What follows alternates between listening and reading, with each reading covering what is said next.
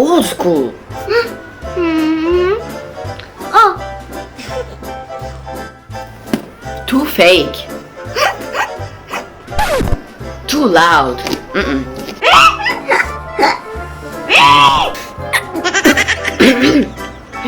Not today. Really? no.